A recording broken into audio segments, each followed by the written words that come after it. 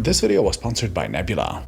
The first iPhone cost $499 at launch. Adjusted for inflation, that would be $756 today. Of course, even baseline iPhones cost more than that today, and the Pro Max models go for even more, but back when this device launched, it was considered staggeringly expensive for a phone. $500 fully subsidized with a plan? I said, that is the most expensive phone in the world. Even Apple agreed, as the company slashed the price of the next iPhone by half and kept prices below $200 for years. But then, of course, the prices absolutely exploded and have kept creeping upwards ever since. And not only did those high prices not scare customers away, the high-end models seem to have attracted them even more instead, with every major brand racing to expand their flagship portfolio. Apple went from having one iPhone model to 4 flagships every year, while Samsung went from having 1 to 5, of which 4 cost $1,000 or above. And even brands like Google and Xiaomi, which started off as kind of budget brands, now have 4 and 5 flagship models respectively, including ultra-premium ones. And to make consumer preferences even clearer, the most expensive iPhone 15 Pro Max and the Samsung Galaxy S24 Ultra have now also routinely become the most popular models in Apple's and Samsung's portfolios worldwide. When given the choice, many people again and again just choose the most expensive models. In wealthier markets like the US, Japan, the UK, and Australia, Apple alone controls more than 50% of the market in each country, while much of the rest is dominated by Android flagships too, making mid-range and entry-level devices almost irrelevant here.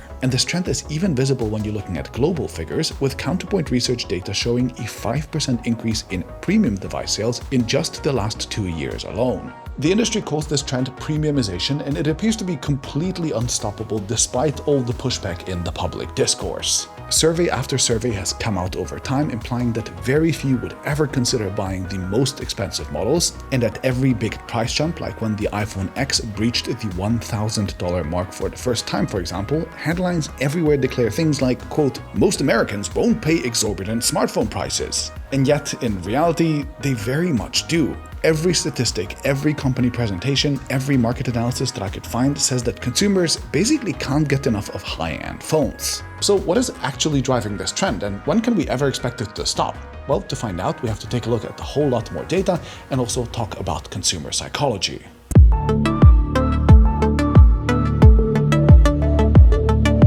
When I worked for Oppo in China around 2015, the general logic among all the Chinese phone brands that I knew was the following. Brands segmented the market roughly into entry, mid-range, and flagship models, and each segment was assigned a completely different job. Entry-level models typically weren't expected to generate any substantial profits, but they could be sold in huge quantities. This added potentially tens of millions of units to a device maker's overall sales, which created economies of scale for the entire brand and made it a lot easier to negotiate with suppliers, retailers, carriers, basically everyone. On the other side of the spectrum were flagship models, which were actually a huge gamble. The company had to spend a lot of money developing new high-end technologies, and they had to maintain complex supply chains for these devices as well, all while the consumers might or might not actually value all these new innovations. These devices often flopped commercially and never made enough money to pay back those upfront costs, but they were essentially halo devices whose primary job was to raise the brand image of the company and to show that the company was innovative. Meanwhile, the mid-range was the sweet spot. Risk was relatively low since last year's mature tech was good enough for a mid-range model, and yet these devices were sold in high enough quantities and with high enough prices to potentially make a decent profit. This logic probably still holds true in markets where purchasing power is limited, like for example in India,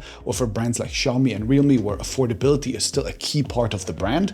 But in many places, premium devices have become so ubiquitous that they're kind of the only thing that matters. Take Germany, for example. If we take phones costing more than 800 euros or about $800 as the cutoff point for being clearly premium, then we can see the following picture emerge. In 2019, these models were a relatively small part of the market, and meanwhile the segments below it were all pretty substantial too. But then, over the years, this dynamic completely flipped. Over 70% of the market is now expected to spend 800 euros or more on a phone, and the fastest growing segment is the ultra premium one, where prices are above 1,200 euros. Those are the iPhone Pro Maxes, the foldable phones, the Galaxy S24 Ultras, and the like. This single ultra-premium segment alone now sells more units than the entire 3 bottom segments combined. And to put that in another way, if you bought a baseline Samsung Galaxy S24, a current generation flagship smartphone that Samsung officially sells for €749 right now, you would somehow be in the bottom 28% of consumers in the country, and the vast majority of the rest of the country would be spending way more on their phones than you. In other words, in Germany, the very top of the market is basically the only one that matters anymore, and in other wealthy countries, we see a very similar trend too. Now, if I'd asked you 5 years ago to make a prediction, I think a reasonable prediction would have been to say something like, I don't know, mid-range phones and budget phones are improving so quickly that maybe in the future, aka now, many people wouldn't need to buy a flagship anymore, so prices might actually go down. But quite the opposite happened, and there's a few good reasons for that. So first, the smartphone companies got a lot smarter about selling you on expensive stuff. This starts with the huge rise of trade-in offers, which helps people spend more in 2 distinct ways. First, they take the sting out of a high price tag at the point of making the actual purchase, but then second, they also make the consumer feel like a more expensive phone is okay, since they can expect to recover some of that price at a later time with relative ease. Now, beside that, a bunch of brands have also told me off the record that the huge increase in popularity of smartwatches and earbuds really helped them here as well. For example, a $1,000 phone might be seen as pretty expensive on its own, but then throw in a supposedly discounted smartwatch for another 100 more, and suddenly it seems like you're getting a great deal. And on top of that, of course, buy now, pay later options have also joined the likes of carrier subsidies, which further reduced the upfront cost of each purchase and made it easier to accept higher prices by spreading them out over time. But it's not just trickery that is driving the increase in prices either. Smartphones have genuinely become a lot more useful to most people over time too.